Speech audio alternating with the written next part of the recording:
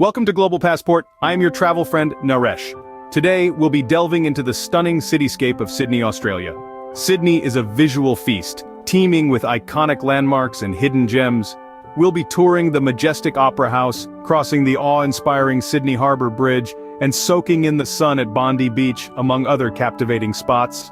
From the tranquility of the Royal Botanic Garden to the bustling Darling Harbour, there's plenty to explore. Fasten your seatbelts, we're about to take off on a whirlwind adventure. First stop, the jaw-dropping architectural marvels of Sydney. The Opera House and the Sydney Harbour Bridge. No, they aren't singing or dancing bridges, though that would be quite a sight, wouldn't it? Now, let's talk about the Sydney Opera House.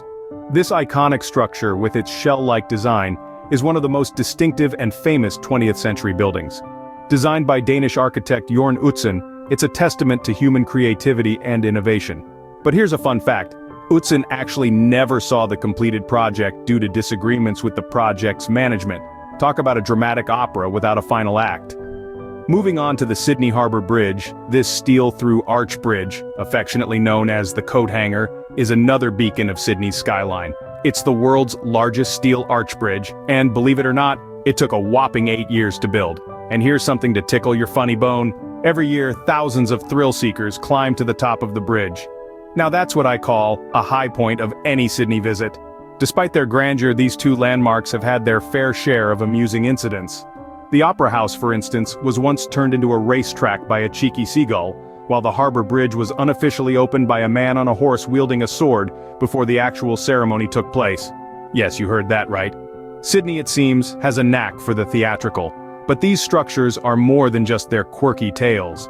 They symbolize the spirit of Sydney. A city that embraces its history, celebrates its creativity, and isn't afraid to laugh at itself. They are the heart and soul of Sydney, the unmistakable icons that welcome every visitor with open arms, or in this case, with open shells and arches. So, we've seen a singing house and a dancing bridge. What's next? A shopping center with a royal touch, perhaps?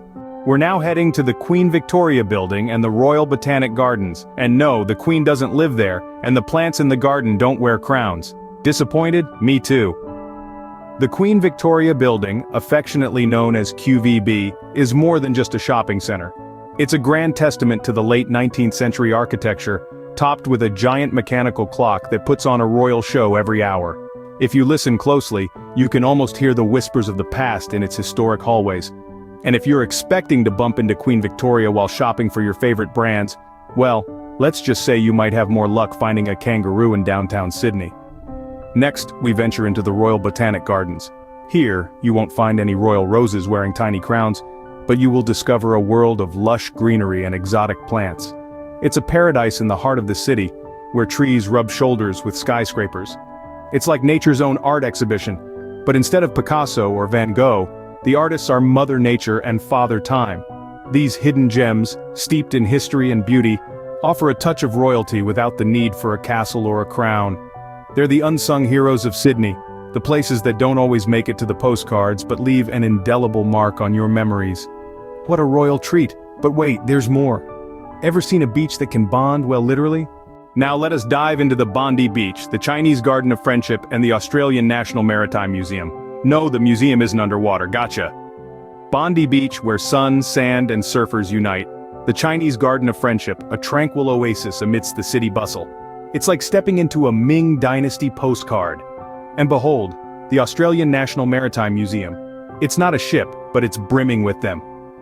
And that, folks, was a quick tour of Sydney. Feeling dizzy? Well, we've got the remedy right here on Global Passport. Enjoyed the ride? We've got plenty more where that came from. Let us take you on more virtual tours around the world's most mesmerizing cities. Don't miss out on the excitement. Make sure you hit that subscribe button and share the video with your friends. Become a part of our travel community. Subscribe to our channel and comment below for more of such whirlwind tours. Until next time, this is Naresh, your travel friend, signing off. Stay adventurous.